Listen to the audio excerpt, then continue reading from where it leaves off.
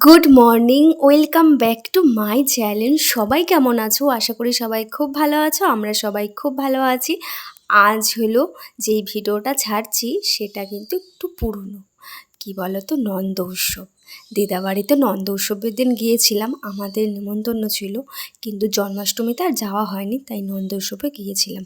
দিদাবাড়ির ঠাকুর আর ওই যে রাধা গোবিন্দ আর গপু, এখানে অনেকগুলো গপু আছে, যেরকম মাসির গপু আছে আর দিদার আর একটা বান্ধবী আছে, ওই ওই দিদারও গপু আছে। তো আর আমার দিদাবাড়ির গপু ঠাকুর আর রাধা গোবিন্দ কিন্তু বৃন্দাবনের। আমার দিদা দাদু যখন বৃন্দাবন গিয়েছিলেন তখন এই রাধা গোবিন্দ আর গপু ঠাকুরকে নিয়েছিল। আর এখানে দুটো জয়েন্ট, এই যে রাধা গোবিন্দ দেখতে পাচ্ছ, এটা কিন্তু বহু পুরনো। এই ঠাকুরটা যখন দিদারা ফার্স্ট বৃন্দাবন আর মামারা যখন দিল্লিতে থাকতো, দিল্লিতে ঘুরতে গিয়েছিল, তখন নিয়ে এসেছিল। তখন আমরা অনেক ছোট, হয়তো 5-6 বছর বয়স তখনকার ঠাকুর। তারপরে ওই বড় দুটো ঠাকুর নিয়েছে।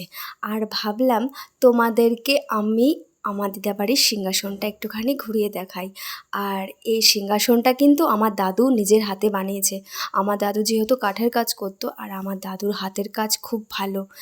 দেখো কি সুন্দর ময়ূর বানিয়েছে, দেখো উপরে ময়ূর আর ওখানে ওম আছে, আর দুপাশে দুটো ময়ূর। নিচের কাজটাও খুব সুন্দর, দেখেছো, ফুল করা। আরেকটা তোমাদের জিনিস দেখাই, দাঁড়াও।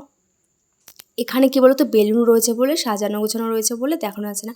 এই জিনিসটা কিন্তু ওই যে তোমার দড়ি হয় না, যে নারকেলের দড়িগুলো হয়, সেই ডিজাইনটা কিন্তু।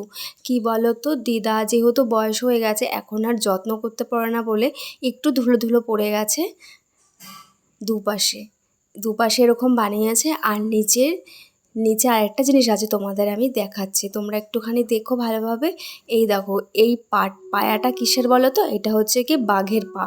বাঘের পায়ের পুরো একদম দেখো সেম, দেখতে পাচ্ছ? তো কীরকম লাগলো ভিডিওটা জানিও। আর একটা জিনিস তোমাদের দেখাই, আমার দাদুর ফটো। দাদু মরে গেছে, আজ হলো 2 বছর হয়ে গেছে, 2-2.5 বছর হয়ে গেছে। তো দাদুর হাতের কাজ সত্যি বলছি খুবই ভালো। এই দেখো, স্বামী বিবেকানন্দ বানিয়েছি, নেতাজি বানিয়েছিল, তারপর রবীন্দ্রনাথ ঠাকুর বানিয়েছে, আরও অনেক কিছু বানিয়েছিল। সব এগুলো মামারা সবাই তাদের বাড়িতে নিয়ে চলে গেছে, নাহলে তোমাদের দেখাতাম। এই একটা রয়েছে স্বামী বিবেকানন্দ, সেটাই তোমাদের সাথে শেয়ার করলাম।